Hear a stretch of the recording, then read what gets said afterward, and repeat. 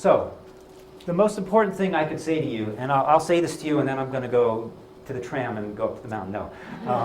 The most important thing I could say to you, and if you take anything away from this presentation, I really say this to the musicians, because a lot of musicians haven't quite understood this concept. And I say it to the directors as a reminder, and the filmmakers as a reminder, that what we're doing with music in a film is storytelling. We're telling a story of an entire movie. We're not just writing a piece of music for a scene that's a chase scene, or a scene that's a love scene, or a documentary that's talking about organic gardening. We're writing music for an entire film, whether it's a 10-minute independent or short film, or whether it's a 2-hour feature.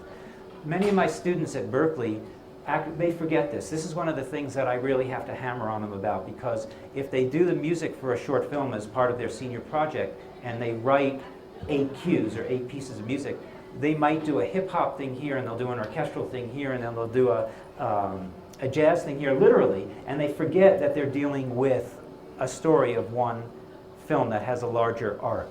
And so the idea of a composer or songwriter being a storyteller is really key, because that's what filmmaking is. Filmmaking is telling a story.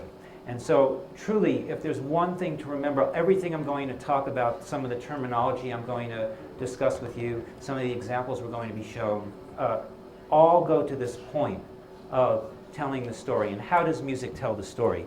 The really great composers are planning the music, for the movie as they go along from the very beginning, before they even write a note. They know in this scene the music has to accomplish a certain thing, and in 15 minutes later the music accomplishes yet another thing. A great example for a film that you've all seen, an old film that you've all seen, is E.T. And in the beginning of E.T. you hear this theme, do-do, do-do-do-do-do, and that's all you hear of it.